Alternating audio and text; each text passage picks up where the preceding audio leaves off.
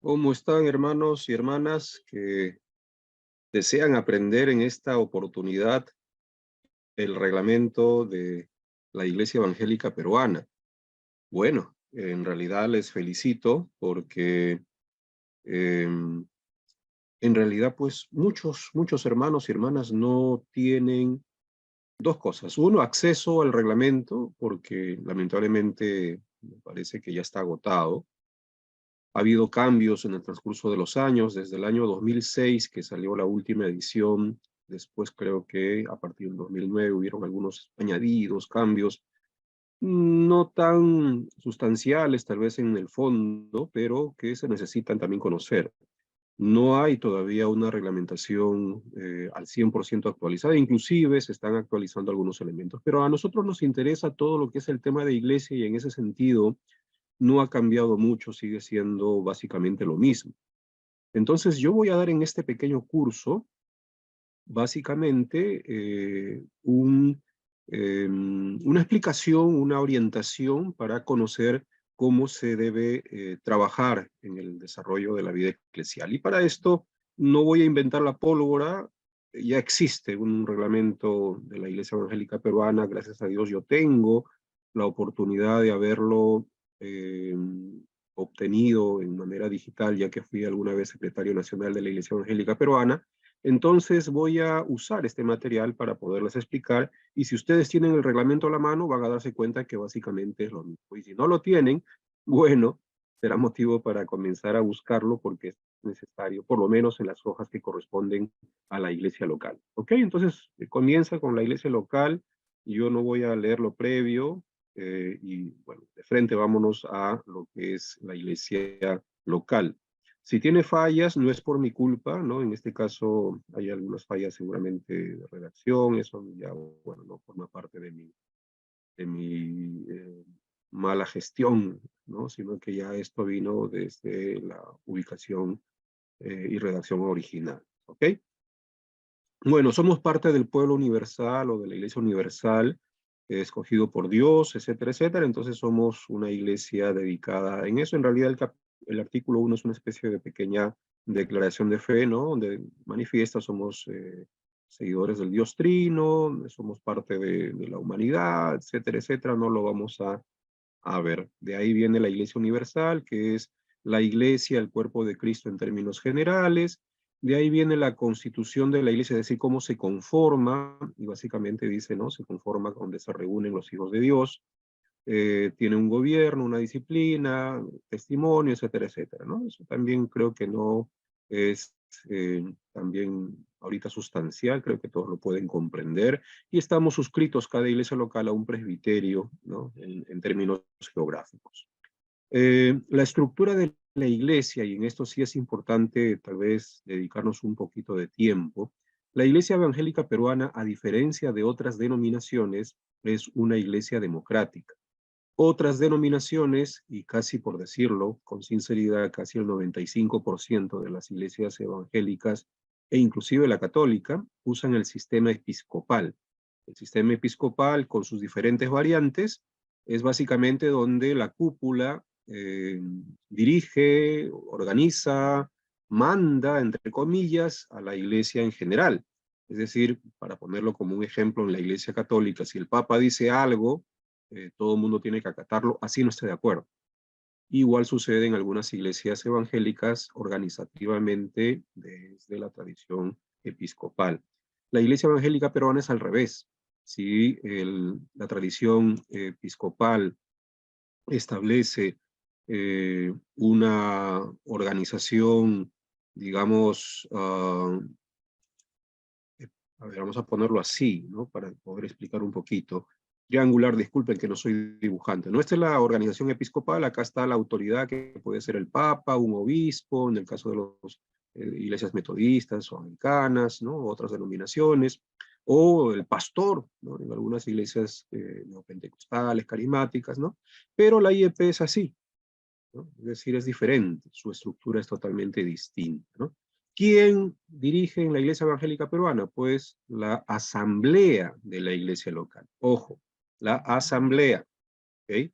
La asamblea es la máxima autoridad de la Iglesia Evangélica Peruana.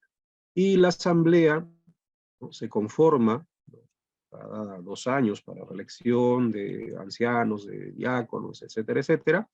Y la asamblea es la que elige un consistorio, y el consistorio está compuesto básicamente por los ancianos más el pastor, si es que tuvieren pastor. Entonces, eso es el consistorio, ancianos más pastor.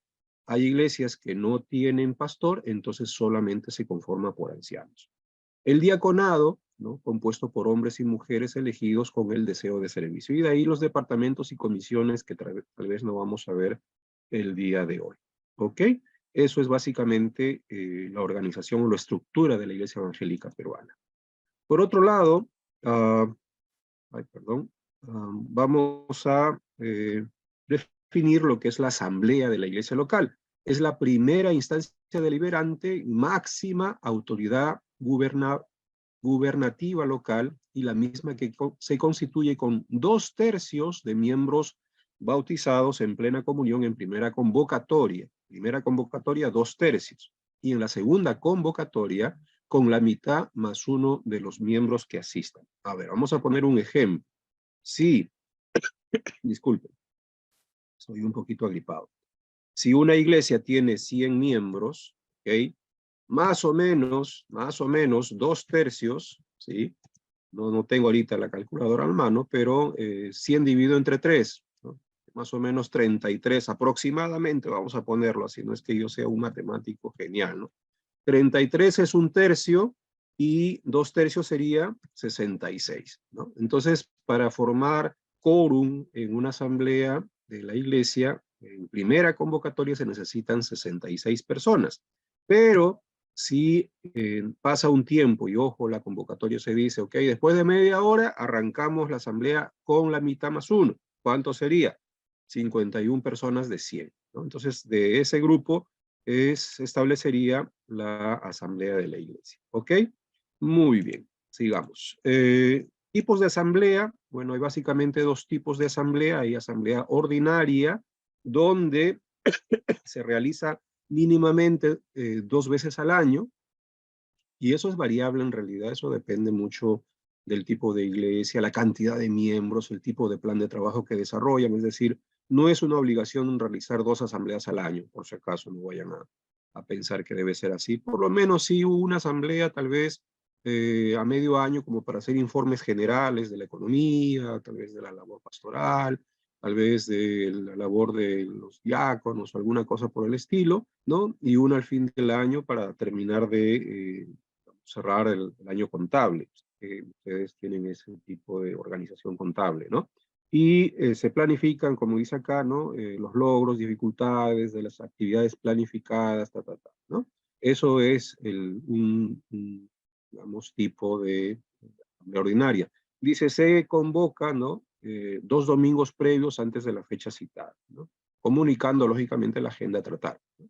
Eso es en la norma regular. Ahora hay iglesias que son chiquitas, por ejemplo, yo en mi congregación tengo 12 miembros ahorita, entonces hacer todo el protocolo, disculpen la palabra, un poco burocrático, como que no vale, porque en realidad con 12 personas se puede dialogar y trabajar mucho mejor, ¿no?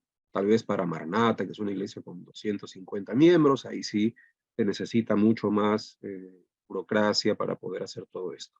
Y la segunda forma es la extraordinaria, que se convoca para cosas urgentes y que requieren soluciones inmediatas, ¿no? Lo convoca el consistorio un domingo antes o la brevedad que sea factible, ¿no?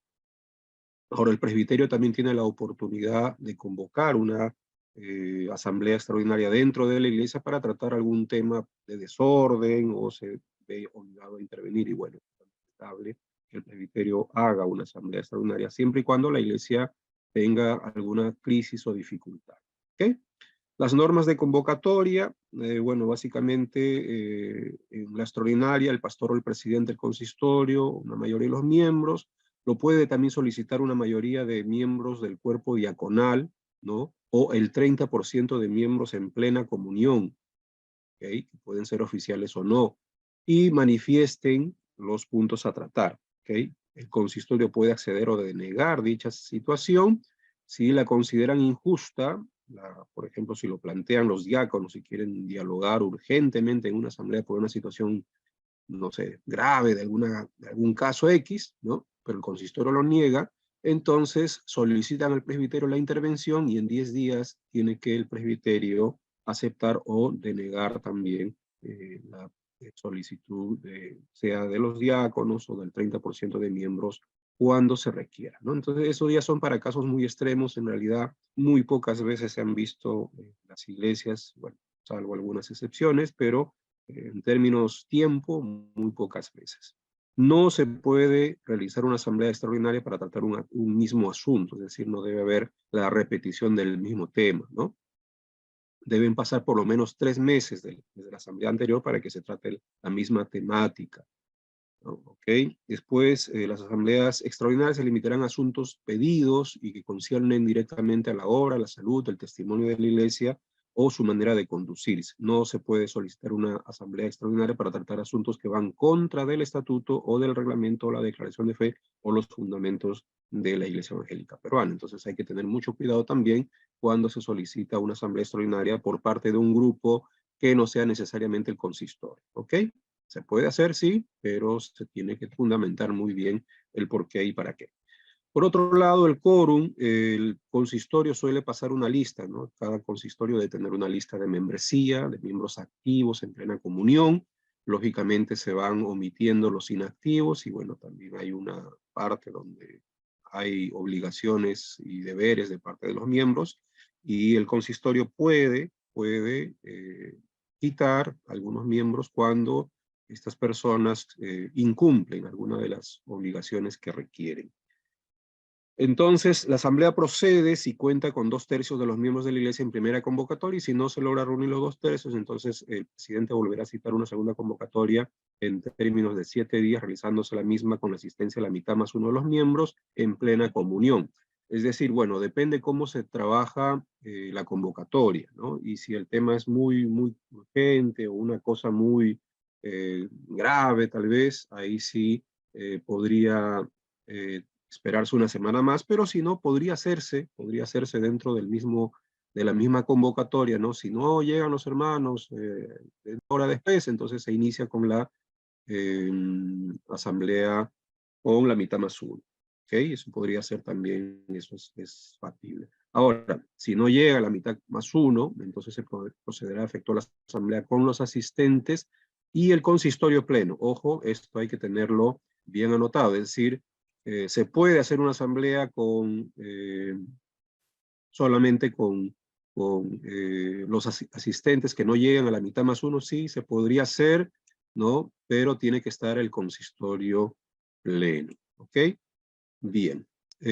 A ver, sigamos adelante. La votación, ¿no? La votación, ¿cómo se vota? ¿No? Bueno, en realidad hay muchas formas y también depende de la asamblea misma el decidirlo. Normalmente para las elecciones oficiales, tales como ministros, ancianos, diáconos, se requerirá la votación de 2/3 de los votos válidamente emitidos. Estos serán por votación secreta, así como para todo acuerdo de compraventa de bienes, construcción, obtención de financiamiento. ¿Okay? Entonces, es normal que para la elección de ministros o pastores de la iglesia, ancianos y diáconos se tenga sí o sí que usar algún sistema de votación, preferiblemente secreto, ¿no? Para que de esa forma se eviten cualquier comentario, cualquier duda, ¿no? O mira, este alzó la mano votando en contra de mí. Para evitar todas esas cosas, se prefiere hacerlo de manera secreta. Ya cosas que no va a tener esa connotación, ¿no? Por ejemplo, la elección de maestras de escuela dominical o X comisión o departamento de la iglesia, creo que, si bien es cierto, la asamblea es autónoma en decidirlo, yo he tenido muchos casos en los cuales la asamblea decide, no, hermanos, mano alzada, nomás, ¿no? Y inmediatamente se hacía la contabilidad de cuántas personas votaron a favor, en contra o abstenciones y rápidamente se establecía. Ahora, este artículo 8, el inciso 3, me parece que fue modificado, no me acuerdo cuál es la redacción, pero fue modificado porque en esta oportunidad, en el 2006, los menores de 18 años y los discapacitados mentales no serán considerados en el punto 1, ¿no? Esto fue modificado porque hay chicos de 16 años que se han bautizado y por qué caramba quitarle el derecho de votación, ¿no?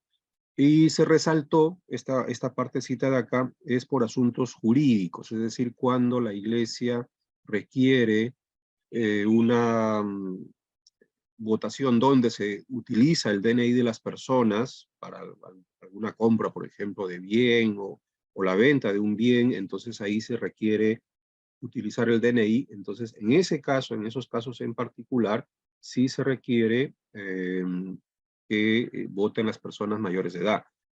Pero para otras oportunidades, esto fue modificado, no me acuerdo ahorita cómo fue la redacción, pero ya se modificó de tal forma que sí se le permite para otros casos, ¿no?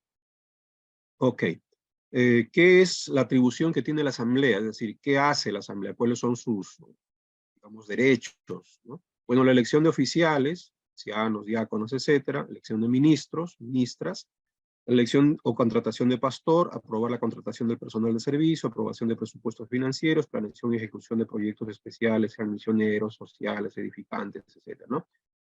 Salvo que esto se ejecute, digamos, como iglesia en general, pero un departamento, por ejemplo, no necesariamente tiene que pasar su plan o su actividad ya proyectada para, digamos, asamblea. Es decir, por ejemplo, el departamento de evangelización de una iglesia quiere hacer una campaña de evangelización, no necesariamente tiene que hacerse una asamblea para,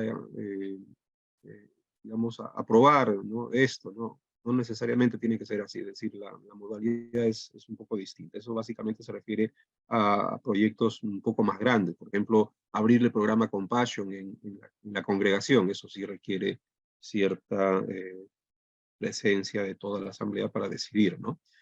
Aprobar informes, decidir sobre el uso de bienes de acuerdo a los fines de la iglesia, otros asuntos que la iglesia considere de su interés, ¿no? Esas son las atribuciones que tiene una asamblea.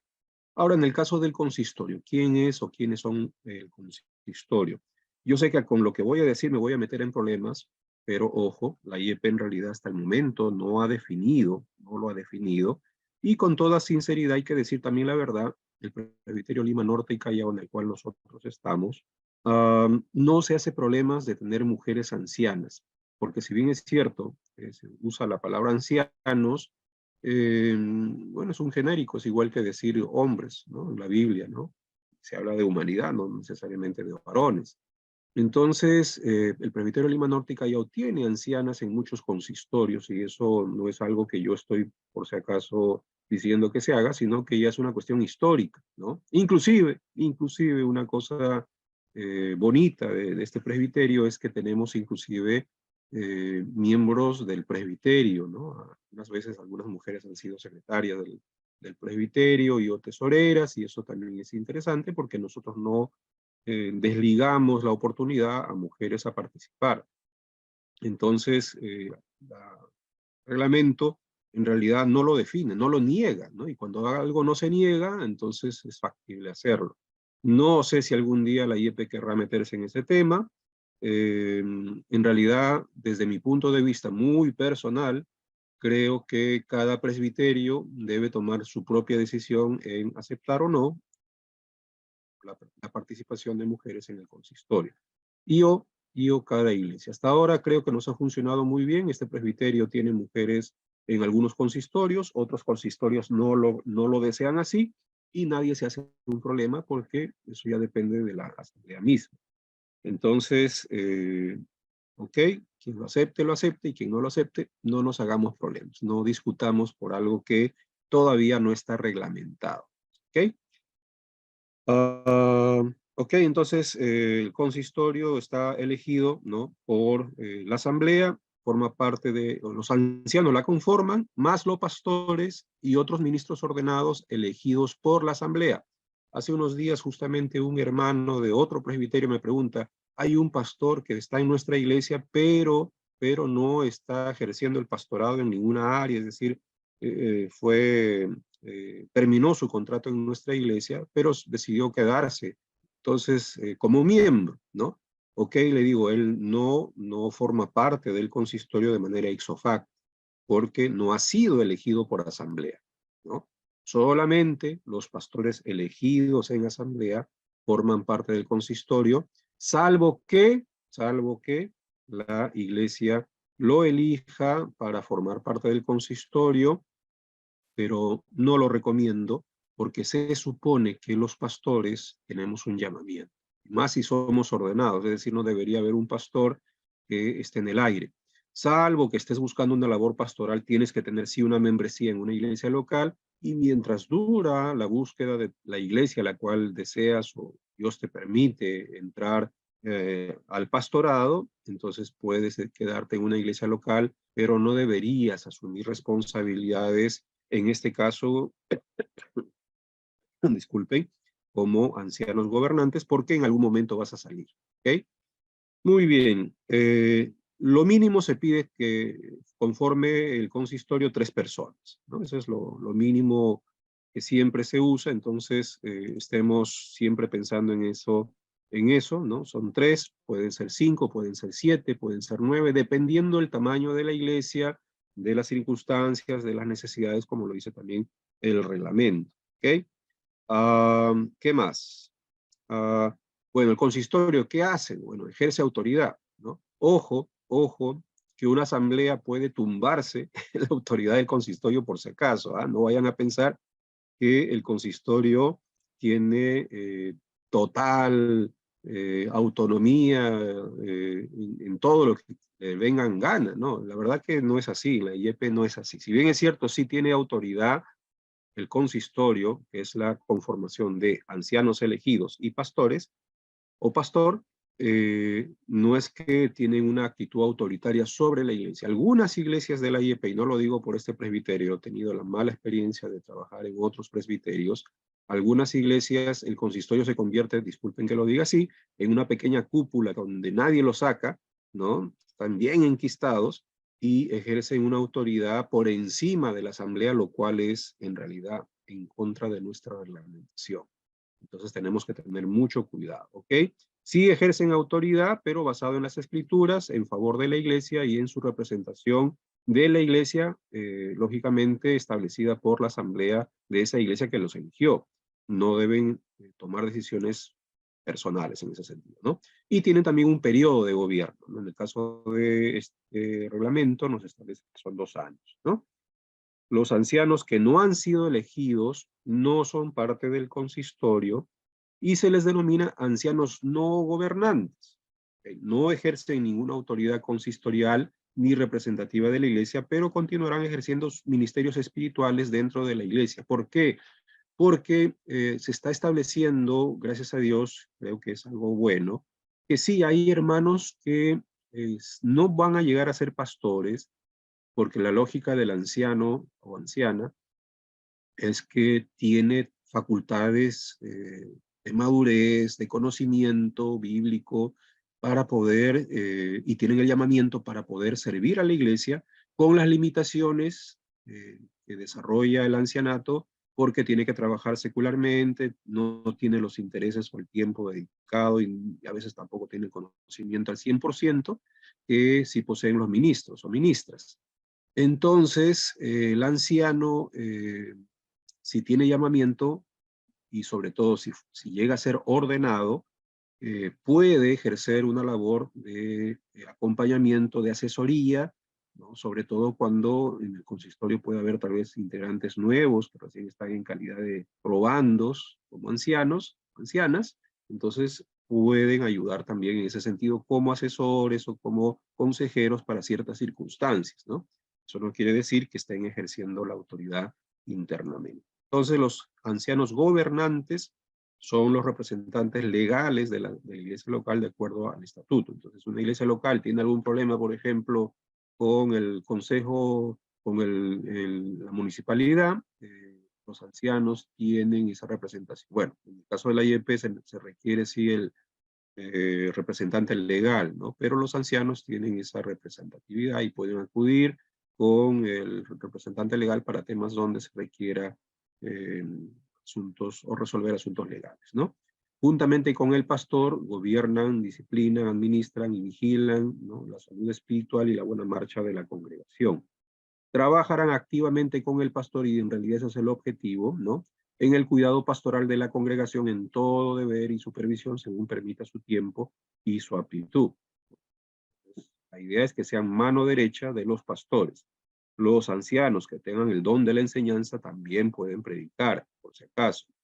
En las iglesias donde no hay pastor, los ancianos desempeñarán las funciones pastorales según sus dones y capacidades. No es que todos tengan que predicar y todos no, depende de los dones y capacidades que tengan, ¿no? Los ancianos gobernantes realizarán todas sus reuniones conjuntamente con el pastor, salvo en casos en que se trate asuntos personales del pastor. Es decir, sí o sí el pastor que forma parte del consistorio, ¿no?, tiene que estar presente en todas las reuniones. No se le puede excluir, salvo que tenga que ver sobre su situación personal, o por ejemplo la contratación o la reelección de su labor pastoral, o la evaluación de su labor pastoral. Salvo situaciones de ese tipo, ¿no?, el pastor debe estar en todas las reuniones del consistorio. Más adelante vamos a ver que inclusive el reglamento recomienda que los pastores deberían ser presidentes del consistorio. Eso lo vamos a ver más adelante. ¿Ok? Muy bien, dentro de la labor del consistorio tiene una labor pastoral, no lo vamos a leer porque es un poco larguito, tiene una labor de enseñanza, ¿no?, tiene una labor de gobierno, ¿no?, y la organización. ¿Ok? Esta es la parte que creo que sí les interesa, cómo se organiza el consistorio. Antiguamente había una modalidad, hoy en día ha sido un poco modificada. Ojo, lo que se elige en la iglesia es a los integrantes del consistorio. ¿Ok? ¿Qué quiere decir esto? Que, por ejemplo, vamos a escribirlo por acá, a ver, ¿cómo hago? Vamos a hacer. Una iglesia tiene pastor, ¿ok? Y la asamblea plantea, ok, hermanos, ¿cuántos miembros del consistorio vamos a tener? Diferenciemos, pastor no es igual, no, es diferente a anciano, ¿ok? Pero la suma de ambos forma el consistorio, ¿ok? Tengamos en claro eso. El pastor no es anciano, el anciano no es pastor. El pastor no puede ser anciano, el anciano, salvo que estudie para ser pastor, puede ser pastor, pero estudiante, ¿ok? Pero ambos forman el consistorio, ¿ok? Entonces, antes de elegir cualquier cosa, la iglesia tiene que decidir algo que es fundamental, que, bueno, básicamente, ¿cuántos ancianos queremos tener? Entonces, si la iglesia dice, ok, tengamos el mínimo, 3, ¿qué significa eso? Que si la asamblea decide que la iglesia debe tener 3, o el consistorio, perdón, debe estar conformado por 3 personas, porque recordemos, puede ser 3, 5, 7, 9, ¿no?, etcétera, etcétera. Si la iglesia decide solamente por 3 miembros del consistorio, ipso facto, el pastor ya forma parte del consistorio. Entonces, la iglesia tendría que elegir solamente 2 ancianos. Y así sucesivamente para otros casos, ¿no? Si la iglesia decide por 5, ¿no?, entonces, ipso facto, ¿no?, la iglesia tendría que elegir para 5, ¿cuántos? 4 ancianos, ¿ok? ¿Se dan cuenta? Esa es la salvedad. Entonces, necesitamos definirlo bien. Ahora, en su primera reunión ordinaria, es decir, cuando ya fueron elegidos, después de las elecciones, el pastor, o en su defecto, el anciano que tuvo mayor votación, ¿ok?, dentro de este grupo elegido, presidirá la primera reunión del consistorio para determinar los cargos. Es decir, los cargos hoy en día no son elegidos en asamblea, son elegidos en reunión de consistorio, donde preside el pastor si tiene pastor, o el anciano elegido con mayor votación si no tuviera. ¿Ok? Se procederá con una elección interna entre los miembros, el mismo que puede ser por balota secreta o por votación directa también. Es decir, es factible, ¿no? Que yo diga, digamos, que soy anciano, elegido, y diga, yo quisiera ser tesorero. Siento el llamado de ser tesorero. Otro diga, yo quiero ser secretario. No, yo solamente quiero ser vocal para mirar, ¿no? Para aprender.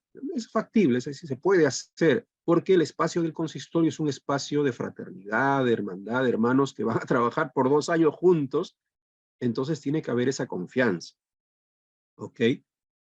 El pastor también puede orientar, ¿no? Porque el pastor conoce a sus ovejas. Entonces dice, ok, este hermano, a ver, lo metemos de secretario, pero tiene una letra, ay, espantosa, ¿no? No recomiendo. O una ortografía, ay, ay, ay, para desmayarse. No, no lo recomiendo, ¿no? En cambio, para tesorero, excelente, ¿no? Se sabe los números, hasta duerme con dinero debajo de la almohada, ¿no? Entonces, tal vez bajo esa modalidad pueda ser mucho más fácil. Entonces, miren qué interesante esta parte que les decía hace un momento y necesitamos fortalecerlo porque en realidad les digo con sinceridad, yo lo he sentido que es mucho más efectivo para el trabajo de la iglesia. Si hay ministro, dice el reglamento, ¿no? Si hay ministro, que dice, pastor, vamos a ver, si hay ministro, pastor u otro ministro ordenado en la iglesia trabajando, él puede ser elegido presidente por razón de su oficio, idoneidad, perdón, y preparación, o por mutuo acuerdo puede elegirse otro anciano ordenado con experiencia. Es decir, el mismo reglamento recomienda que si hay pastor, sea el pastor el que presida. ¿Por qué esto? ¿No? Ustedes se preguntarán, no, pero el pastor, ¿cómo es? Él es empleado. Esa es a veces la perspectiva que tenemos que comenzar a desaparecer de la iglesia evangélica peruana porque no es el objetivo mirar a los pastores como empleados de la iglesia. Debemos sacar ese chip un poquito capitalista, si queremos darle un nombre, ¿verdad? De la doctrina neoliberal y decir con sinceridad, no, pues el pastor está llamado a cuidar del rebaño, maneja un poco, digamos, la perspectiva global del trabajo y para decirlo con sinceridad, al final, ¿no? El pastor es el que presenta un bosquejo de plan de trabajo, dialogado, discutido tal vez en un consistorio, pero el pastor es el que da el lineamiento del trabajo de la iglesia. Entonces, lo ideal es que sea el presidente. Ahora, como presidente no va a tomar las decisiones solo, lo va a hacer en conjunto con los ancianos, así que no deben sentirse de ninguna forma limitados o menoscabados de su función. Al contrario, debería más bien unirse una sola mano con el pastor para poder hacer el empuje que se requiere en la iglesia para crecer, para multiplicarse, para todos los objetivos que ustedes puedan poner, ¿no? Entonces, ese chip de mirar al pastor como el empleado, ¿no? El consistorio, ¿no? Le dice al pastor qué hacer. Disculpen, no es así. Es la asamblea la que decide las decisiones generales, pero es el consistorio más el pastor, los ancianos más el pastor, el que forma el consistorio. El pastor es parte del consistorio, por lo tanto, el pastor eh, no debe ser visto como un empleado, ¿no? Entonces, ¿qué ha sucedido en la IEP? Y lamentablemente es así, me ha pasado también a mí en alguna oportunidad de mi vida ministerial, cómo lo ven al pastor a veces peligroso porque propone cosas que no nos conviene, o a veces el pastor quiere entrometerse y revisar la contabilidad de la iglesia, ¿no? Y eso es peligroso, se va a enterar el pastor de todas las cosas que manejamos al interior de la iglesia y las cosas que hemos hecho, puede darse el caso, no estoy diciendo que así sea siempre, entonces lo despedimos. Vemos cómo le cortamos el ala y sale el pastor de la iglesia lo más rápido que sea posible, ¿no? Y lamentablemente, mis hermanos queridos, hermanas queridas, eso ha pasado. No lo voy a decir de qué iglesia, pero lo he vivido así no les miento, en 2 oportunidades, ¿no? Por intereses, el pastor inmediatamente y más rápido fue desechado, ¿no? Porque no le convenía el consistorio. ¿Por qué? Porque tienen esa perspectiva de pastor empleado. Hay que eliminarla, hay que desaparecerla de nuestro chip mental, ¿ok? Entonces, ahora sí es que por alguna circunstancia, trabajo de consistorio falla porque no, digamos, algún hermano tal vez no cumple una labor, eso vamos a verlo más adelante, hay formas de solucionar, ¿no? Por ejemplo, es interesante cuando vemos el tema del tesorero, vamos a verlo dentro de un rato, ¿ok? Entonces, el mínimo que se elige en una iglesia es presidente, secretario, tesorero. De ahí pueden haber 2 vocales, si es que de 5, o 3, o 4, o se le da alguna otra función, puede ser vicepresidente, ¿no? Y se van aumentando o prosecretario, protesorero, dependiendo la cantidad de trabajo que tenga la iglesia, membresía que tenga la iglesia, ¿ok? Ahora, los delegados al presbiterio, ¿no? Si hay pastor, ipso facto, él ya es delegado de cabeza, ¿no? Idealmente debería ir un anciano, ¿no? Gobernante, que lo acompañe en la labor de delegatura al presbiterio, ¿ok? Entonces el pastor se nombrará al presidente y otro anciano gobernante, el consistorio puede nombrar como suplente a otro anciano si es que lo desea, si es que el anciano tal vez no va a tener tiempo de llegar a las 7 de la noche a las reuniones del presbiterio, entonces puede haber un suplente que se debe escribir a la hora de redactar la credencial, ¿ok? Muy bien, eso no es tan importante. El quórum de las sesiones de consistorio, igual que en la asamblea, la mitad más uno hacen quórum, es decir, de un consistorio de 3, 2 ya hacen quórum, ¿ok? Entonces, eso es entendible. 2 veces al mes, también eso es algo que es debatible dependiendo un poco la carga, ¿no? Una iglesia pequeña, pues, reunirse 2 veces al mes, bueno, salvo que sea para orar o para tener un tiempo más interno a nivel espiritual, es factible, pero si son cosas del trabajo propiamente, como es una iglesia pequeña, tal vez no merite, ¿no? Eso también ya lo decide, no es una obligación que sean 2 veces al mes, ¿ok? Pero si es algo urgente, eso sí se debe notificar y avisar también a, a la iglesia. ¿Ok? También deben haber reuniones extraordinarias, ¿no? Cuando hay alguna situación. Lógicamente el presidente preside, si no está el presidente puede ser el vicepresidente. Ahora, si es un consistorio de 3, ¿no? Entonces puede hacer que el tesorero o el secretario asuman la labor, pero suele ser un poco casi imposible, ¿no? De que el consistorio se reúna eh, sin la presencia del presidente en un consistorio de 3, ¿no? Es un poquito difícil.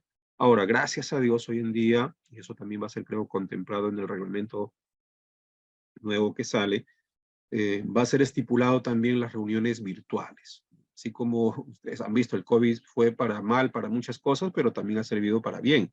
Nos ha metido en la virtualidad y eso permite que ahora muchas reuniones sean virtuales. Yo he tenido prácticamente el COVID entero en reuniones virtuales, sean por WhatsApp, ¿no? Ahora hay WhatsApp web, o sean por Zoom o cualquier otro medio, ¿no? Y las decisiones se tomarán con la mitad más uno del voto de los miembros presentes. Curiosamente, ha habido también un cambio. Ahora sí el presidente puede votar, ¿no? El presidente también puede votar. No era como antes, en el reglamento previo al 2006, que el presidente omitía la votación y solamente para casos dirimentes, ¿no? Es decir, para tomar postura de uno u otro. Ahora sí el presidente puede votar, ¿no? Inclusive lo van a ver ustedes ya en el presbiterio, el presidente también vota cuando quiere, y cuando quiere, ¿no? Bien. Se puede tener una reunión mensual de oración solamente de las directivas, ¿no?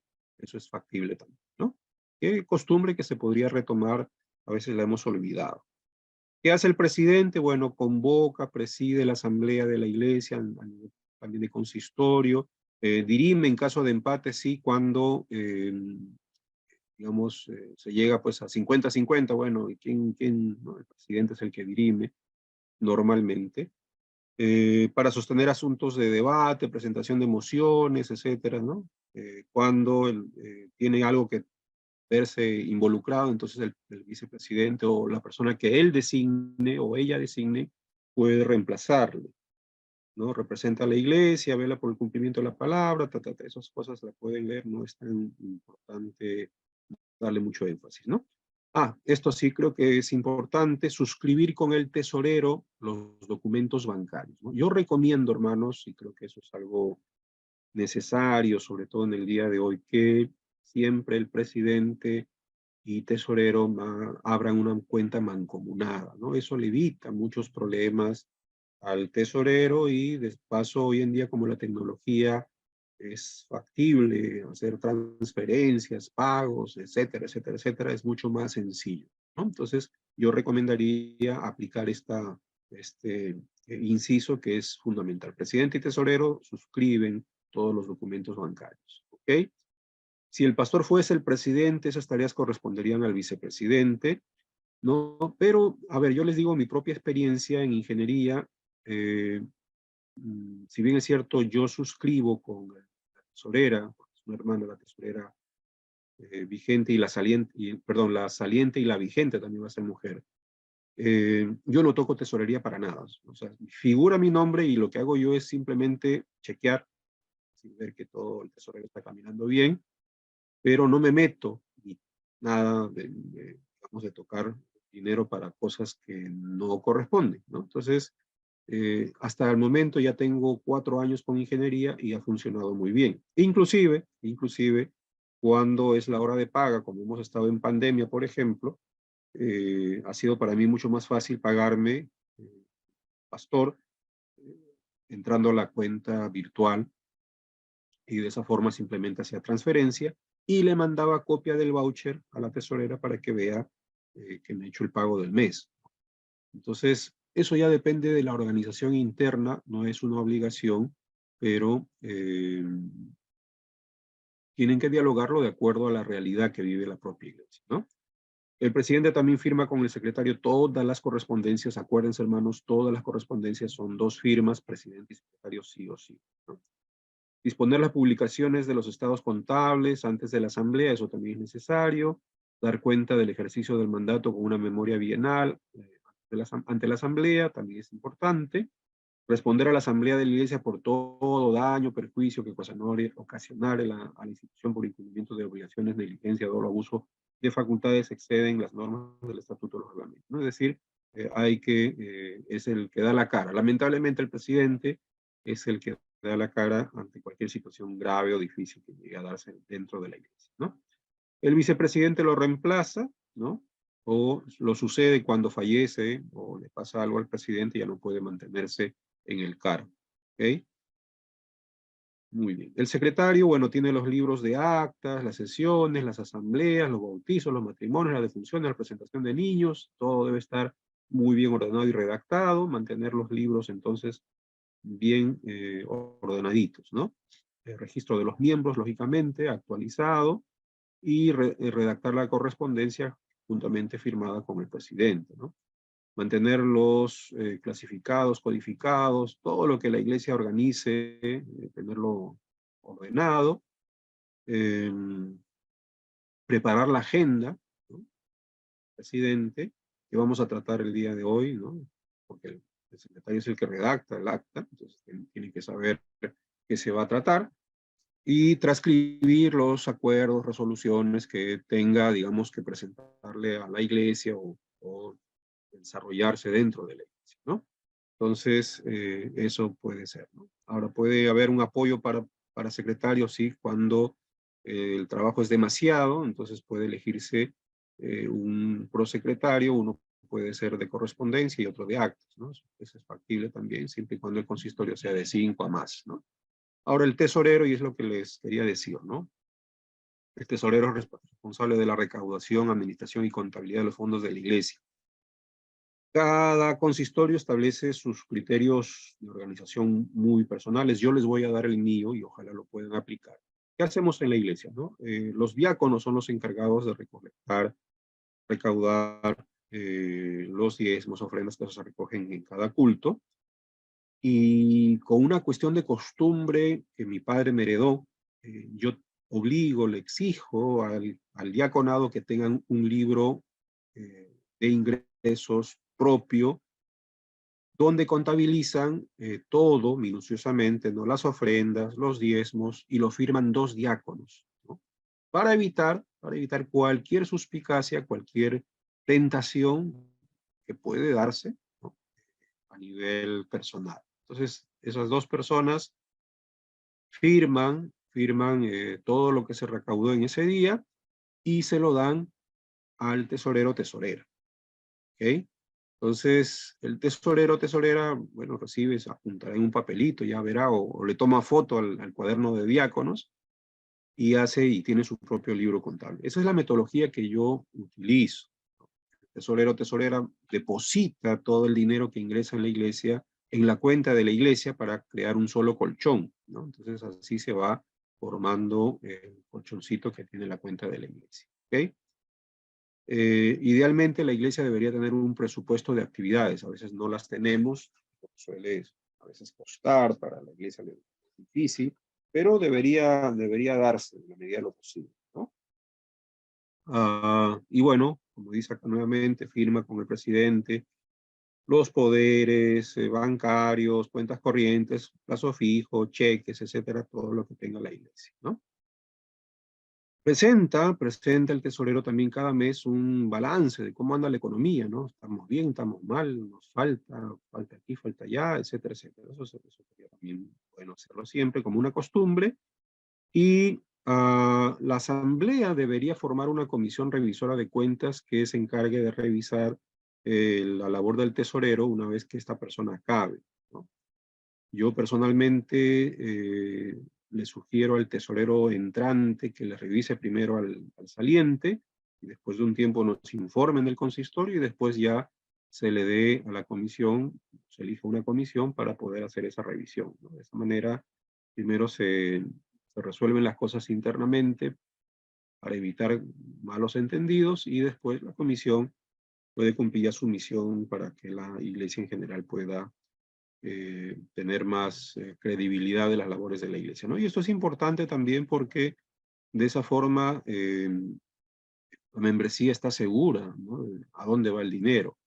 Lo real es que mientras más transparencia exista en la tesorería de la iglesia, es mucho mejor para poder tener también la confianza respectiva, ¿no? Entonces, el tesorero, la tesorera, debería desarrollar esa práctica de transparencia dentro de la congregación y es muy, muy importante. Entonces, esta comisión revisora de cuentas se encarga de revisar el informe completo y la documentación pertinente del tesorero. ¿Okay? Se elabora un proyecto o un presupuesto económico, ¿no? Eso debería hacerlo el consistorio o el tesorero. Bueno, el tesorero en realidad es el encargado, la tesorera es la encargada. Lo presenta al consistorio y después se presenta a la asamblea para su aprobación. Normalmente es en base al plan de trabajo que se establece como iglesia. Normalmente también el pastor es el que hace, digamos, un bosquejo del plan porque es el que dirige, digamos, toda la parte pastoral de la congregación. Se lo presenta al consistorio, el consistorio lo amplía, lo mejora, lo revisa, ¿no? Y ahí se incluye entonces el tesorero en base a eso, los gastos que ocuparía cada uno de los espacios de trabajo que se van a realizar. Por ejemplo, ¿no? Si la iglesia tiene programado un paseo con la escuela dominical, entonces el tesorero se encarga más o menos de investigar cuánto gastaría la congregación, cuántos niños irían, ¿no? Se iría a un lugar recreativo, cuánto está la entrada, cuánto está el pasaje. Entonces en base a eso se hace un presupuesto y se decide, bueno, más o menos va a costar tanto, ¿no? Ahora el presupuesto puede cambiar en el camino, puede aumentar o puede disminuir, eso ya dependerá un poquito del trabajo que la tesorería puede hacer y desarrollar. ¿Ok? Esto de acá es importante, y creo que lo habíamos mencionado, a veces el tesorero o tesorera no puede desarrollar el trabajo como quisiera, ¿no? Desarrollar por falta de tiempo, alguna circunstancia, algunas cosas, algunos detalles lo puede hacer una persona que sea como el asistente, ¿no?, del tesorero o tesorera para poder colaborar en esta función. Por ejemplo, ¿no?, tal vez el tesorero no puede asistir a la congregación todos los domingos por motivos de trabajo y le puede encargar a un asistente que se encargue de supervisar el recojo del dinero dominical o de cada culto para ayudarle en ese proceso, ¿no? Entonces, eso es factible, es dable. Ese asistente no pertenece al consistorio, sin embargo, la tesorería le puede delegar una serie de labores que forman parte de la labor propia del tesorero o tesorera. ¿Ok? Muy bien. De ahí pasamos a las sesiones de consistorio y decíamos que, bueno, tienen lógicamente, y creo que ya tal vez la mayoría estamos acostumbrados en la IEP a tener ese protocolo de inicio, ¿verdad? La reunión se inicia con una oración antes de la sesión. Algunas iglesias acostumbran, y a veces también es saludable, una pequeña reflexión de parte del pastor, el presidente, o la misma persona, si es que es la misma persona, y después se comienza haciendo la lectura del acta anterior para corregir cualquier error, cualquier enmendadura, cualquier situación que deba ser corregida. Tal vez se redactó de una manera equivocada, entonces ese es el espacio para corregirlo. No se corrige en el mismo acta leído, sino se hace la corrección en la posterior, es decir, la nueva sesión, ahí se hace la corrección y se menciona, ¿no? Se corrige del acta anterior lo siguiente, ¿no? Algo así. Entonces, eso también es factible, todos lo conocemos, se aplica en todos los espacios y bueno, después se da un poquito el orden parlamentario establecido, ¿no? Después de la lectura del acta, hay un despacho, hay la lectura de pedidos, el orden del día, que es básicamente la agenda, ¿no? Y después la reunión siguiente que se va a fijar la fecha, hora y lugar, ¿no? Entonces, eso es digamos, lo típico dentro de todas las reuniones de consistorio, ¿no? Esto es importante, esto es fundamental, hermanos, porque a veces no lo tomamos en consideración. A veces hay hermanos que han sido elegidos y, para decir la verdad, incumplen en sus responsabilidades.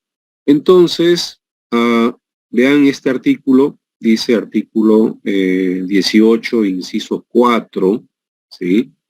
El anciano que no asista a 3 reuniones seguidas del consistorio en forma injustificada será separado inmediatamente. Producida la vacancia, el consistorio inmediatamente integrará al candidato anciano no electo que haya obtenido la mayor votación en la última asamblea de elecciones, debiendo comunicarse a la congregación el presbiterio para su conocimiento. Si, por ejemplo, eran 3 elegidos en el consistorio, es decir, 3 personas iban a ser elegidas, ¿ok? Y hubo un cuarto que no llegó a ingresar, ¿no? Ese cuarto, ¿no? Ese cuarto hermano, se revisan las actas, ¿no? Ocuparía el cargo de la persona que no llegó digamos, de la persona que está siendo retirada, disculpen, porque, bueno, hay diferentes razones, ¿no? Ahora, estas justificaciones de ausencia deben ser dadas con tiempo y tienen que ser válidas, ¿no? Es decir, estoy atorado no sé, pues en Chosica y la reunión es en, no sé, pónganse ustedes a pensar tal vez en Comas, ¿no? Dando un ejemplo medio ficticio, y definitivamente pues va a demorar más de 1 hora, ¿no? Entonces ahí, digamos, sería una justificación válida, pero si la justificación es inválida, es decir, dice, no voy a ir porque estoy con dolor, no sé, de estómago, ya, ok, bueno, se le puede aceptar, pero si de ahí 4 o 5 sesiones son siempre lo mismo, entonces como que ya no, ¿verdad? Entonces habría que ver realmente las justificaciones. Ahora, no se hace por maldad, pero debe haber una responsabilidad de la persona que ha sido elegida. Entonces, se supone que esto compete al miembro que parte del consistorio. ¿Ok? Bueno, debe haber también una reunión normalmente cada cierto tiempo, sería lo ideal, ¿no? Con el cuerpo diaconal para que de esa manera también se haga una mutua organización de ciertas actividades, ¿no? Es decir, el consistorio en realidad debería tener toda la información de todos los cuerpos para poder saber qué va a hacer cada cual y no haya cruces. A veces ha habido oportunidad de algunos trabajos eclesiales en los que he conocido que ha habido cruces de cuerpos organizativos, entonces eso ocasiona cierto malestar y hay que tratar de evitarlo en la medida de lo posible. ¿Okay? Bien, todo asunto grave, toda situación se remite al presbiterio. El presbiterio es al final la autoridad por encima de las iglesias. En cuanto a cosas que no se puedan resolver internamente, ¿no? Es decir, no es nuestra autoridad como que nosotros le acatamos, ¿no? Al presbiterio, no, en ese sentido no. No, vuelvo a repetir, no somos una iglesia episcopal, pero sí cuando la iglesia no puede resolver una situación, pues no acude al presbiterio. ¿Okay? Ahora, si un anciano, por ejemplo, es retirado y no está conforme, puede apelar al presbiterio, ¿no? Lógicamente, primero comienza haciendo su apelación ante el consistorio mismo. Si el consistorio no le hace caso, entonces ahí apela al presbiterio, ¿no? Y el caso pasa al presbiterio y se sanciona a quien corresponda si es que realmente lo merece, ¿no? Entonces eso también es válido porque el retiro de una persona, ¿no? No solamente debe tener en realidad justificación, ¿no? Debe tener una justificación. Ok. Esto ya, bueno, apelación, ya, elección de ancianos, ¿no? ¿Qué requisitos, no? El anciano es siervo del Señor que pone la vida por la iglesia en el reino de Dios, ¿no? Demuestra aptitudes espirituales, conocimiento de la palabra, capacidades y habilidades de liderazgo. Vuelvo a mencionar el hecho de que ahora la IEP está solicitando que los ancianos y diáconos tengan un conocimiento básico de cursos, ¿no? Que cada presbiterio en su instituto establece para poder acceder, digamos, al ancianato. Ahorita no es obligatorio, pero tengo entendido que dentro de poco tiempo va a ser obligatorio. Entonces se requiere que los ancianos ya vayan comenzando a estudiar. Conozco, gracias a Dios, varios casos de hermanos que quieren llegar al trabajo diaconal o al trabajo de ancianato y están preparándose, ¿no? Porque sienten que el Señor los está llamando para esa función. Entonces yo los felicito y si no lo estamos haciendo, bueno, ya es tiempo porque de aquí a un par de añitos ya no va a ser solamente mencionado, este artículo seguramente va a cambiar y va a decir seguramente, ¿no? Es obligación, ¿no? Que la persona candidata al ancianato, al diaconado, sea o tenga, ¿no? Por lo menos el nivel diploma en estudios bíblico-teológicos, ¿no? Entonces, que no es mucho tampoco, no son demasiados cursos, son cantidad de cursos que se establece a nivel de presbiterio para poder acceder a esos cargos. A mí me parece ideal, porque de esa manera evitamos a veces que se enseñen cosas inapropiadas. Una vez escuché, disculpen que lo diga con sinceridad, escuché a un anciano predicar en una iglesia a la cual estaba visitando y decía cada cosa, en realidad que ay, ¿no? Entonces es necesario que exista eso, ¿no? Ahora hay dos tipos de ancianos, el probando, ¿no? Que son los que se eligen una primera vez y son elegidos por un periodo establecido, puede ser reelegido la persona, y eso le amerita porque va sumando tiempo, y a los ordenados, es decir, aquellas personas que después de 5 años aproximadamente, demostrando que tienen, digamos, el llamamiento del ancianato, pues pasan a la ordenación y bueno, es todo un proceso al igual que el ministerio pastoral. ¿Okay? Los requisitos, bueno, cumplidos en la palabra de Dios, capacitación bíblica ministerial, como ya lo he dicho, ¿no? Reconocido por su criterio de acuerdo a los niveles de educación teológica de la IEP, tener mínimo 5 años de experiencia en la obra eclesiástica, ser miembro en plena comunión y estar al día de sus diezmos, apoyo activo y cumplida a la asistencia a la iglesia, estar de acuerdo y someterse a la forma de gobierno, disciplina y culto de la iglesia, respetar y cumplir estatutos, reglamentos, declaración de doctrina y declaración de fundamentos de la IEP. ¿No? Todo esto está en este reglamentación, ¿no? Está al inicio, ¿no? Toda la declaración de fe, de fundamentos, de doctrina, está al inicio, y bueno, hay muchos elementos que a veces no conocemos, pero necesitamos saber en qué iglesia estamos, ¿no? Por ejemplo, la IEP no se declara a sí misma ni milenialista, ni amilenialista, ni postmilenialista, ¿no? En ese sentido deja cierta libertad, pero hay personas que no saben que la IEP ni siquiera se define en ese rango porque no lo considera una temática prioritaria en la vida cristiana, ¿no? Y cosas de ese tipo, pero hay cosas que, por ejemplo, la IEP nunca se ha puesto a revisar, o los hermanos, y hay temas que forman parte de nuestra doctrina y que no lo sabemos, ¿no? Pero es importante en ese sentido conocer, ¿no? Entonces, hay que estudiar también. Bueno, los ancianos son elegidos por 2 años, hay ancianos cesantes, hay ancianos ordenados, ¿no? Entonces todos ellos son elegibles, ¿no? Los cesantes, los ordenados, todos aquellos que, digamos, han ingresado a ese staff de ancianos con preparación. ¿Okay?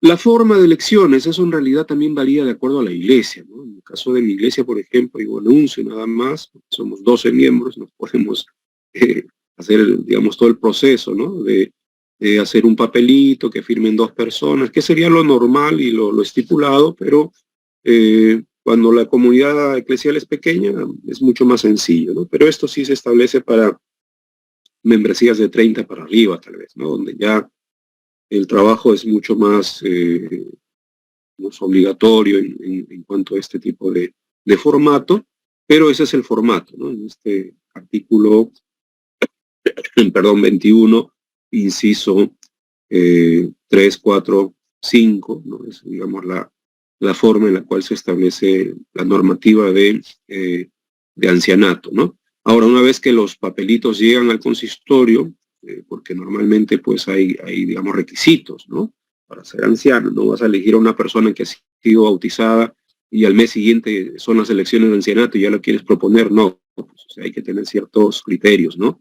El mínimo 5 años de experiencia en la obra eclesiástica, es decir, ser miembro prácticamente de la iglesia, por lo menos 5 años, donde se haya verificado ciertas capacidades, ciertos dones de la persona. A esas personas se les propone, no a las personas nuevas. Y el consistorio revisa la lista, ¿no? Y puede desestimar algunas candidaturas, ¿no? Pero debe explicarle también a los que han propuesto y tal vez a la persona misma que está siendo propuesta. Ahora, puede haber objeciones, sí, gracias a Dios el reglamento establece eso, y se lee la lista, se coloca la lista, la persona que reclama por qué no me eligen a mí si yo tengo 10 años en la iglesia, no tengo ninguna situación, y bueno, esto suele suceder porque a veces hay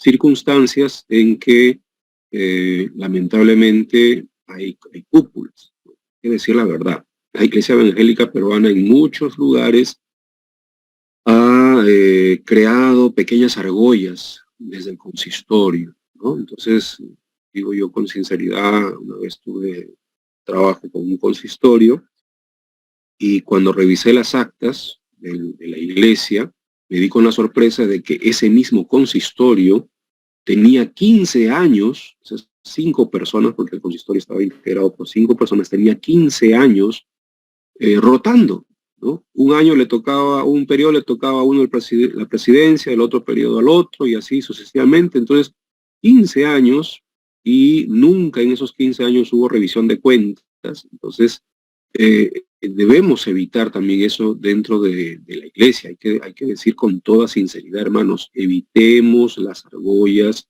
en los consistorios, ¿no? Entonces, y esto se puede dar también porque el consistorio revisa a quienes van a ingresar ¿no? Y tal vez no me conviene, ¿no? Este es un fastidioso, ¿no? Este nos va a agarrar, nos va a revisar todo, nos va a cuestionar todo, ¿no? Y no lo elegimos por eso. No debe haber ese espíritu. Yo soy de la idea de que debemos romper con ese espíritu. El espíritu debe ser un espíritu de trabajo, de engrandecimiento de la obra de Dios, ¿no? Y no cómo proteger mi poder, porque a veces el consistorio también se convierte en un poder. Entonces tenemos que evitar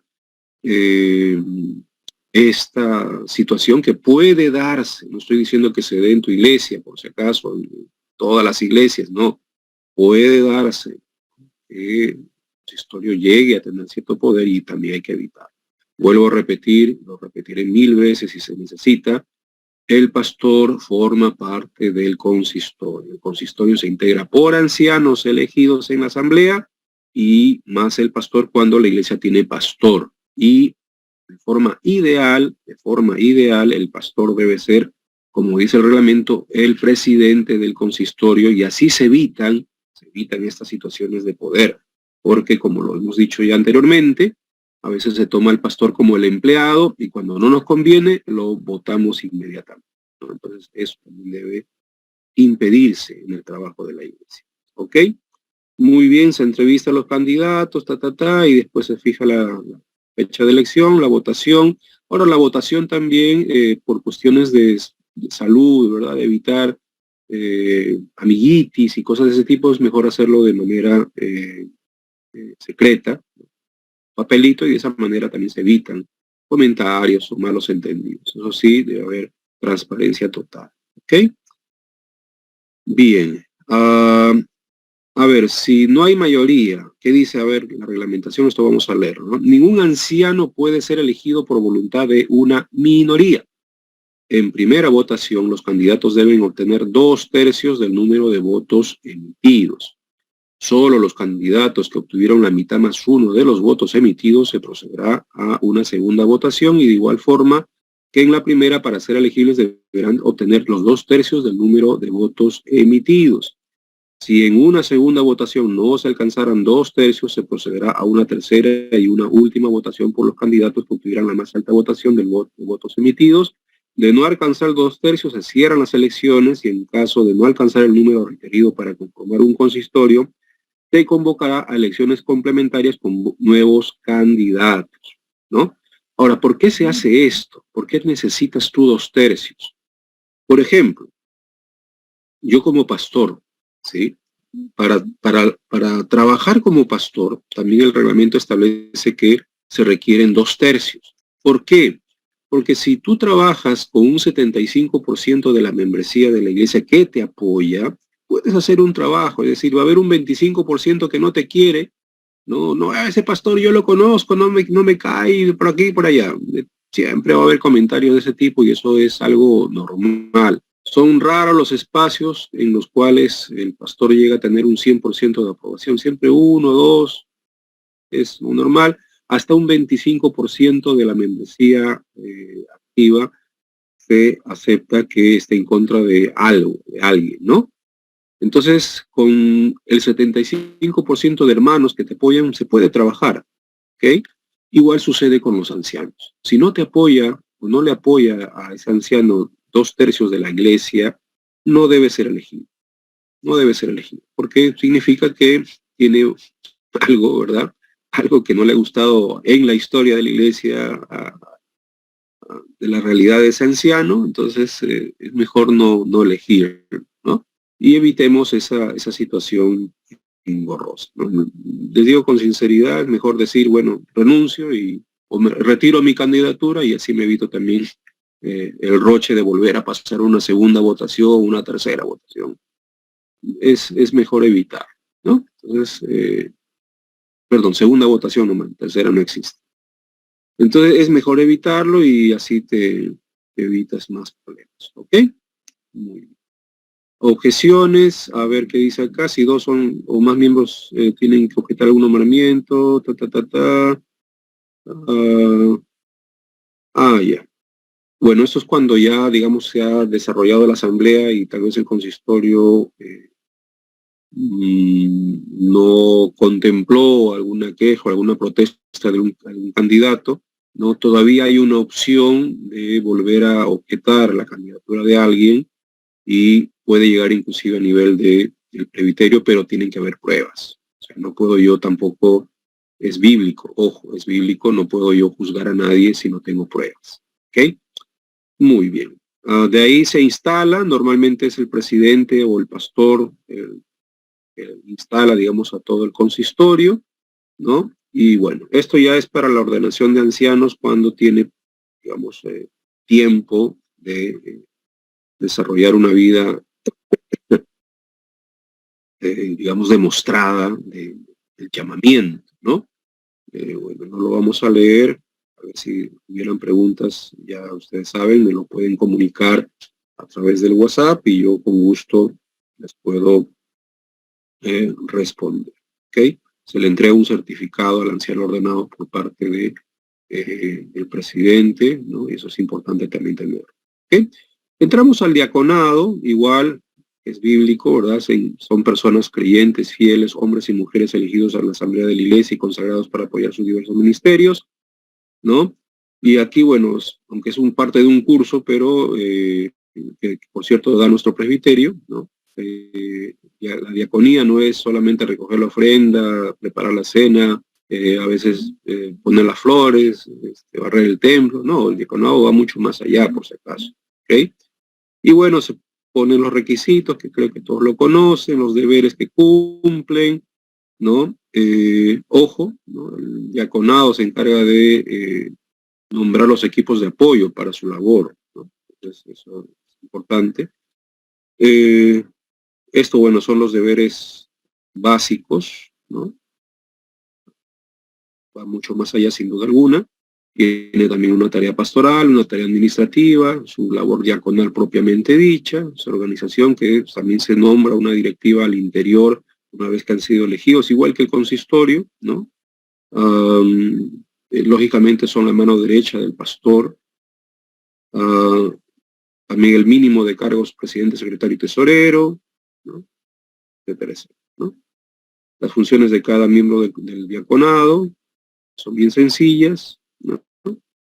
Sus reuniones, igualito, su elección, también como ya hemos dicho, su ordenación e instalación, cumplimiento de deberes, igual que el ancianato, ¿no? Se puede también retirar a un diácono o diaconisa que esté fallando, ¿ok? Y de ahí viene la parte de departamentos que son complementarios, ¿no? En este caso la IEP tiene la Liga Femenina, el Esfuerzo Cristiano, que son los jóvenes, el Departamento de Educación Teológica, que es la parte educativa de la escuela dominical, y todo lo educativo dentro de la iglesia, y cualquier otra que se establezca, ya eso queda a criterio de la asamblea, ¿no? Que puede también ser añadido, ¿ok? Y ahí se explica qué es la Liga Femenina, ese es el Esfuerzo Cristiano, que es el Departamento de Educación Teológica, ¿no? En el caso del departamento, hoy en día se establece un criterio de 3 personas, ¿no? Que se encarguen de lo que es la escuela dominical, la escuela bíblica, y todo lo que se relaciona a la parte, digamos, educativa, formativa de la iglesia, este pequeño grupito, ¿no? El pastor normalmente está siempre de la mano con este equipo, y esto suele suceder cuando ya la iglesia, bueno, también tiene una gente preparada, ¿no? Porque acá se pide preparación bíblica teológica de los miembros y líderes en general de la iglesia local, ¿no? Entonces, hay una necesidad de una preparación de quiénes van a ser los candidatos para estos, bueno, otros departamentos, comisiones que se elijan, informes que tienen que entregar también cada uno de estas instancias al consistorio, ¿no? De ahí viene el capítulo 7, ¿no? Que se relaciona a los miembros, ¿no? Y ustedes saben, somos miembros por bautizo, pero también puede haber por transferencia, si vengo de otra iglesia o vengo de otra región de la IEP, ¿no? Traigo mi carta de transferencia, ¿no? Y hasta que la iglesia tenga la carta de transferencia puede hacerse. Ahora, puede hacer que la persona no traiga carta de transferencia y se da, digamos, una salvedad de que se espera un tiempo prudencial, ¿no? Para poder ser incorporado, ¿no? Entonces, o el pastor o el consistorio de alguna forma verifica ciertas características de la persona que viene de otra iglesia. A veces algunas iglesias suelen no dar carta de transferencia, etcétera, etcétera. Y bueno, uno puede investigar, averiguarse y de esa forma dialogar en consistorio para ver si se le da la membresía a la persona, ¿no? Entonces, eso no es un tema muy complicado. Obligaciones de los miembros, bueno, estudiar la palabra, asistir a los cultos, participar en la evangelización, aportar con diezmos y ofrendas, cumplir con los estatutos, etcétera, y actividades que la Iglesia Evangélica Peruana desarrolla, una vida digna, la unidad de la Iglesia, someterse a la liturgia, al culto, respetar a los ministros de la Iglesia, amonestarse, como la palabra lo dice, ¿verdad?, en amor, etcétera, etcétera, ¿no? Y los derechos también que cada miembro tiene, ¿no? Se puede perder la membresía, sí, ¿no? Por retiro voluntario de la comunión de la iglesia, por exclusión o excomunión, si es que cometes algún pecado garrafal, ¿no? Puede darse también. Puede ser reincorporado, sí, después de que haya una revisión también de su caso, ¿no? El excluido inclusive también puede recuperarse, se revisa su caso, ¿no? Y ahí viene ya la parte de culto, ¿no? Que son los cultos, los sacramentos de la iglesia, ¿no? Bueno, creo que eso ya también no es tan complicado. Hay el culto de adoración, el culto de evangelización, el estudio bíblico, que son los cultos más comunes de la iglesia, el culto de oración, ¿no? Y los departamentos que hacen sus propias reuniones, la Liga Femenina, el Esfuerzo Cristiano, etcétera, etcétera. Y en el caso de la IEP, ustedes saben, solamente tenemos los sacramentos, ¿no? El bautizo y la cena del Señor. Son los únicos sacramentos que nosotros tenemos, ¿no? Lo demás son ceremonias, ¿ok? Sacramentos 2, lo demás son ceremonias, ¿no? El bautizo, ¿no? El formato de cómo debe ser el bautizo, aunque a veces eso de solicitarlo por, digamos, digamos, uno más o menos va indagando, ¿no? El pastor aquí tiene que tener mucha capacidad, digamos, de diálogo con los hermanos nuevos, sobre todo, ¿no? Y motivarlos, ¿no? Entonces ahí debe haber, digamos, una labor, ¿no? Y lógicamente darles unas clases de catecúmenos, ¿no? Esto de acá, bueno, también es relativo, ¿no? Es decir, tomarle un examen, eh, no sé, ¿no? Bueno, ya depende de la realidad de cada iglesia, ¿no? Pero yo creo que la clase de catecúmenos en sí mismo va verificando, la persona que enseña va verificando el conocimiento, la incorporación de la enseñanza en su vida, y creo que eso, bueno, va a depender de cada iglesia, que es libre de optar si lo hace o no, ¿no? De ahí el servicio del bautizo, cómo se realiza, ¿no? La incorporación a la comunión, ¿no? La primera cena donde se le hace firmar el voto de miembro y declara públicamente aceptar, digamos, la doctrina de la iglesia, ¿no? Esto de acá se ha dejado en la IEP, ¿no? Leer el credo de los apóstoles, ¿no? Credo apostólico. Yo sé que los miembros nuevos de la IEP no lo tienen tan presente. Yo crecí de niño en la Iglesia Evangélica Peruana y me acuerdo que don Ignacio Zúñiga, que fue un miembro, digamos, formado en la tradición presbiteriana desde Maranata, en algún momento él nos enseñaba el credo de los apóstoles en la escuela dominical, ¿no? Entonces, yo conocí el credo de los apóstoles cuando era niño, ¿no? Y la IEP lo ha dejado, ¿no? Porque lo considera tal vez un rito, una tradición muy anticuada, no sé. Pero el credo de los apóstoles es el resumen de la fe cristiana, ¿no? Si ustedes lo leen, lo conocen, creo, ¿no? Creo en el Señor Jesucristo, ¿no? Básicamente en la Trinidad, creo en Dios Padre, Dios Hijo y Espíritu Santo, creo en la segunda venida, creo en pecado, creo en esto, en aquello, ¿no? Es decir, es un resumen, ¿no? de las creencias básicas de la iglesia. Yo creo, me parece que es importante, por lo menos conocerlo, ¿no? Leerlo públicamente, conocerlo es importante, ¿no? Y bueno, la persona que es incorporada firma el libro de voto de miembro y también una ficha de membresía que no es toda iglesia, ¿no? De ahí cómo se desarrolla la cena, bueno, el formato de la ceremonia no lo vamos a leer. La presentación de niños que ya son los oficios religiosos o ceremonias, ¿no? Lo mismo. Presentación de niños, la bendición matrimonial, ojo, el matrimonio no es un sacramento, por si acaso, al igual como lo hace o lo establece la Iglesia Católica, ¿ok? Los cultos de acción de gracia, la unción de enfermos, que es dable también la Iglesia Evangélica Peruana. A veces pensamos que no, la Iglesia Evangélica Peruana no unge enfermos. Sí, sí lo hacemos, ¿no? De funciones, ¿no? Y bueno, hay un manual de ministros que tenemos los ministros de la IEP. En realidad la IEP todavía lo está construyendo, ¿no? Yo manejo uno que heredó mi padre de las iglesias reformadas, pero es lo mismo, ¿no? Que es básicamente una guía de cómo hacer defunciones, cómo hacer unción de enfermos, cómo hacer matrimonio, cómo hacer presentación de niños, ¿no? Es una guía que le sirve a la persona para ver modelos también, ¿no? Bueno, de ahí vienen los asuntos financieros, el presupuesto, que eso ya lo vimos, ¿no? Fondos especiales, bueno, esto no es, ¿no? Congregaciones nacientes, bueno, no sé si la iglesia tendrá esas capacidades numéricas como para tener iglesias nacientes que se vuelven como comité, eso tampoco no lo voy a explicar. Y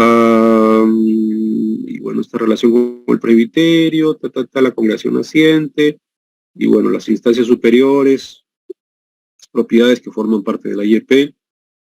Todas nuestras congregaciones tienen su título a nombre de la Iglesia Evangélica Peruana. Entonces, si un grupo de la iglesia quiere separarse, se puede ir del templo, pero el templo queda dentro de la IEP. Es decir, es imposible quitárselo porque es una propiedad de la Iglesia Evangélica Peruana, ¿no? Todos los templos, sabemos, pertenecen a la Iglesia Evangélica Peruana. Bueno, ahí acaba todo lo que tiene que ver con iglesia local. De ahí ya viene el presbiterio, que no corresponde trabajarlo con nosotros en este pequeño cursito que queremos darles a ustedes, ¿no? Entonces, hermanos, vamos a terminar agradecidos a Dios por esta pequeño curso que hemos podido desarrollar con ustedes. Vuelvo a repetir, cualquier duda, cualquier pregunta, cualquier inquietud, la conversamos a través del WhatsApp. Me escriben con toda confianza al 993-257949 y coordinamos con la iglesia algún tipo de reunión un poquito más definida, más específica para responder o cualquier duda, interrogante que se tenga, pues podamos resolverla también. ¿Ok? Vamos a terminar con una oración y que el Señor les bendiga grandemente en todo lo que ustedes desarrollen, hagan, y que la iglesia del Señor en donde Dios les ha puesto siga adelante. Señor Jesús, gracias por este pequeño curso y explicación rápida de lo que es la organización de la iglesia local. Bendice a mis hermanos y hermanas que conformarán, Señor, en el futuro cargos importantes para la obra tuya, para el servicio tuyo, Señor. Bendíceles grandemente, acompáñales en el conocimiento de esta reglamentación para su buena organización y ayúdales en todo, Señor, a cada cuerpo, instancia, grupo de la iglesia, Señor, y asamblea en general, para poder aprender cada día más lo que tú, Señor, nos has permitido tener en más de 100 años de vida en nuestro país. Por todo esto te agradecemos y te damos las gracias en Cristo Jesús. Amén. Amén. Dios les bendiga, mis hermanos. Muchas gracias por poder participar de este pequeño curso o capacitación. Nos estamos viendo.